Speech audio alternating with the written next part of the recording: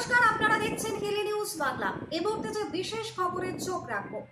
BDO office থেকে ফেরার পথে মর্মান্তিক দুর্ঘটনা, হিলিতে প্রাণ গেল যুবকের। দক্ষিণ দিনাজপুরের হিলি থানার সামনে বুধবার বিকেল 4টে নাগাদ মর্মান্তিক পথ দুর্ঘটনায় মৃত্যু হলো এক স্কুটি চালকের। জানা গিয়েছে, হিলি বিডিও অফিসে সরকারি পরিষেবার জন্য আবেদন করে বাড়ি ফেরার পথে একটি স্কুটির সঙ্গে লরির সংঘর্ষ হয়। ঘটনায় স্কুটি চালক সমীর হেমব্রম, বয়স যার 24, তিনি গুরুতর জখম হয়।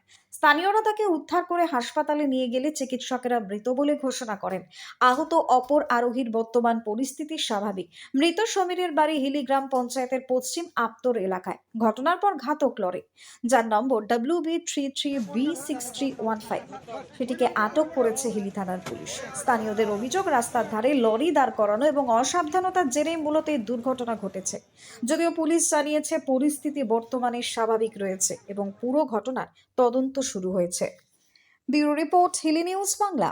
আমরা এদিক দিয়ে আসছিলাম, বালু হসপিটাল মোড় থেকে আসছিলাম। আস্তে আস্তে আমরা এদিক দিয়ে মনে কর তোমার এই রোড না নে বা রোডে ঢুকেছি, ঢুকে বলেছে যে বলছে আমি এদিক দিয়ে যাবো। বলছে আমি ঠিক আছে, তাহলে এদিকে চ।